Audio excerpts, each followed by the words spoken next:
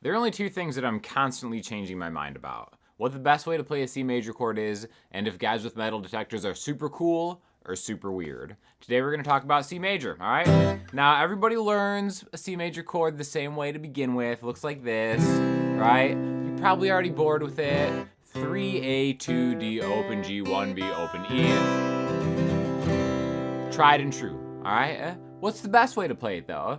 We're gonna go over a bunch of different C chords that we can play in this same position. And I bet you don't know all these because some of them are really good and I can't decide which one the best way is, all right? So a C major chord is any way you slice up a C, an E, and a G. It doesn't matter how many of each of those notes you have.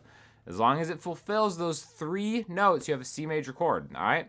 The thing that I gravitate most towards is a C/G chord. All right?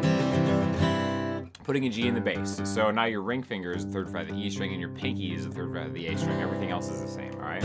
Now, I think that this chord has a lot of utility just because of the volume, especially with acoustic guitar. It's like you can play this puny 5-note C chord and then you go to a big, robust G major chord.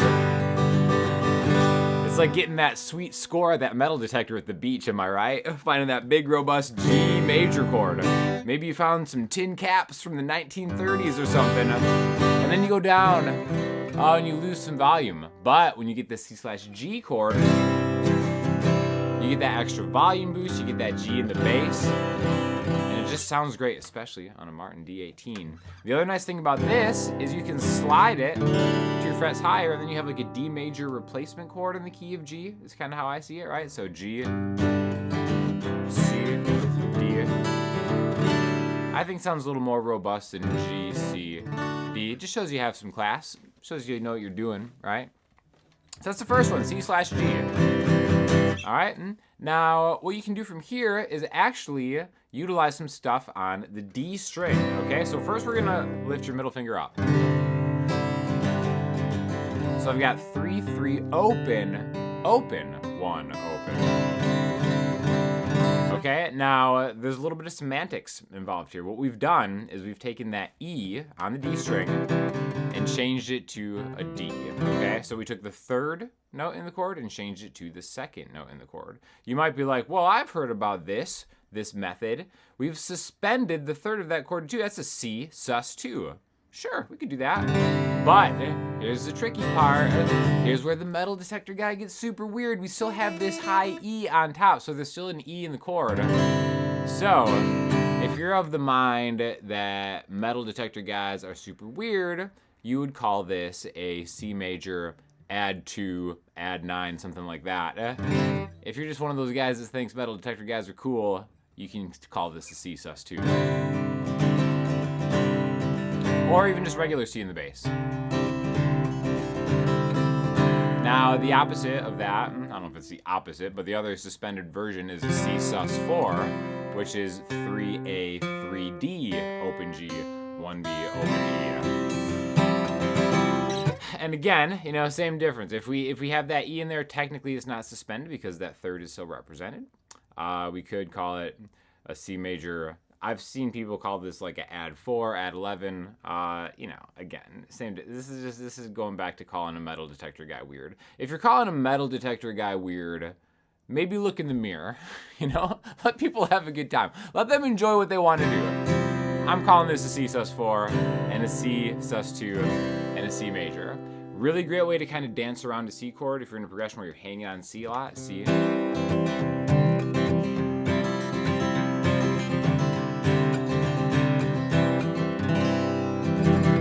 So a lot of different ways just to kind of play some kind of C chord just by messing around with adding the bass note in the low E string and just kind of dance around adding either an open D, an E, or an F. Okay? We're just getting warmed up though, but if any of this is over your head, check out my Patreon because I have ordered sequential lessons, like your first 60 guitar lessons that you'd ever want to do, and just an entire set list. I used to gig as an acoustic duo, and I basically taught my entire set list, just easier, fun ways to play acoustic guitar songs on the Patreon.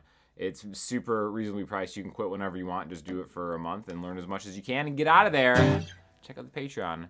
if you're enjoying yourself. Now, let's go to some of the higher end stuff, the top end stuff here. All right? Easiest thing to do is maybe add another G on top. Just get that 3rd fret on the high E string. Okay, now again, this is still a C major chord, we just have a G on top, all right? Now, I actually think my favorite one, and if you watch my channel at all, you know that guy right there is the one, C major 7. This is 3 on the E string, 3 on the A string, 2 on the D string. So we're just adding a B note, B being the 7th note, C, D, E, F, G, A, B. I think I counted that correctly. 7 makes it way prettier, all right? So we do the same thing we did on the D string, where we just take all the notes essentially in the scale and then just swap them out. In fact, before we do that, let's just go through all the notes in the C major scale in this position, just the first, open in the first 3 frets. Open 1, 3, E, F, G. Open 2, 3, A, B, C. Open 2, D, E, F. Open 2, 3. Open 2 on the G string. Open 1, 3 on the B string. Open 1, 3 on the high E string. So again, half the strings, the low E and the high E and the B string, are just open 1, 3. So that's kind of a good way to remember them. And then the rest of them are open 2, 3. Open 2, 3. Open 2, 3. Open 2. And then we'll just leave it be on the G string. So open 1, 3. Open 2, 3. Open 2, 3. Open 2. Open 1, 3. Open 1, 3. Just mixing and matching any of those notes around a C major chord is essentially what we're doing, but we're talking about the names of it. So C major 7. Or C major 7 with a G in the bass. Regular C/G. We could do this guy right here. Basically, I'm taking that B string, adding the D on it. Now, my pinky is on the B string, which means my pointer finger can leave if it wants. But I'm actually going to keep it there because I want to go back and forth between a C major. And what are we going to call this? What happens when we add a D on top of a C chord? Well, we still have a E and G there. C add 9.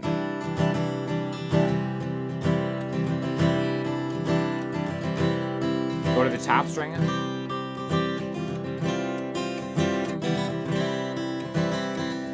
I just went and added that G on top, then the F on top. And again, if you think of this suspended 4, it's really like an add 11. Major, then 9, major 7. And then we can just go to the G string, and then remember open and 2, okay? This is kind of an interesting one. I like this one right here. I actually kind of play it like this more than I play it like this. You could go like 3A, 2D, 2G, 1B. And again, we're adding an A to this, right? So what is A in relation to C? C, D, E, F, G, A. C major 6. Let's just call it that, right? Kind of a tricky one. I think it's easier to play when you go like. See, I've got my ring finger and my pointer finger and my middle finger going 3, 2, 2. And now I'm just kind of focused on this because if you do get that open B string, it's an interesting sound.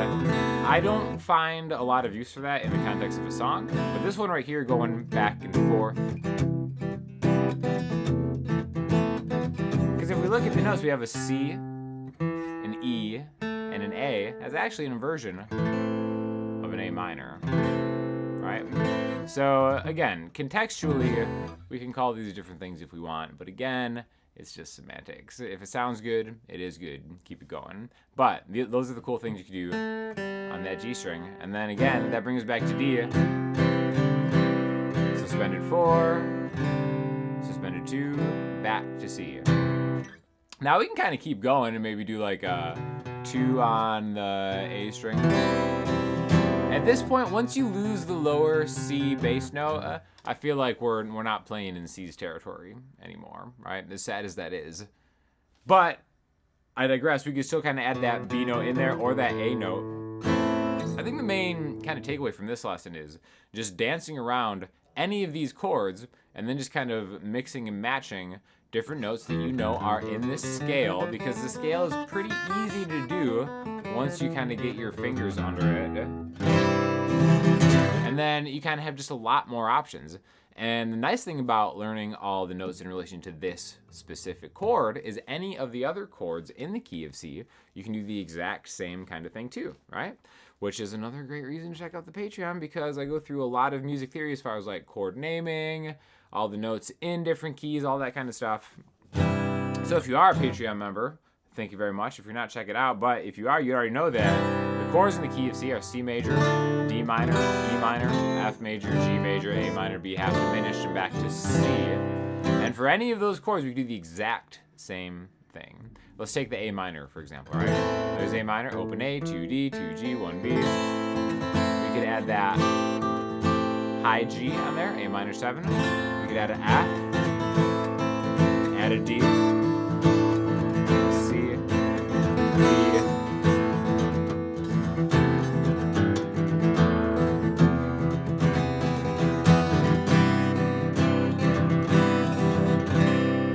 okay, last thing I want to do is I want to take another note from another key that you'll find on a C a lot, and that's a C dominant 7. Okay, you can get it in the same position. It's really just taking your pinky and getting the 3rd fret on the G string, all right? The thing about this is, even though it's still a C major chord with a little spice on it, this does not exist in the key of C because this is a B flat note, all right?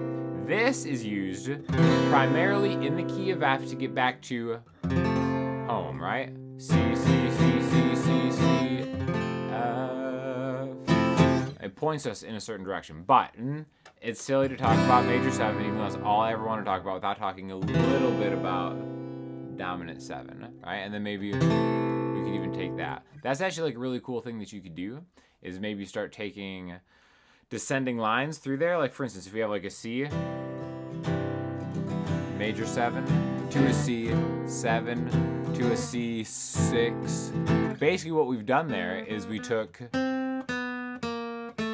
and we're just descending through a melody note on top of a chord. But again, that's getting a little too advanced. That's for Patreon members, or I could do a follow-up lesson on this for more advanced stuff. If you guys are interested, please let me know in the comment section. Or just make fun of me in the comment section. I always like being made fun of in the comment section. I don't know what it is. It's a challenge. It's a challenge for the viewer, because how could you really make fun of this, you know? Challenge is on, guys. Let me know what you think. If you do have a metal detector, I'm interested in buying one. So hit me up in the comment section with your phone number, and I'll call you. Thanks a lot. Thanks for watching.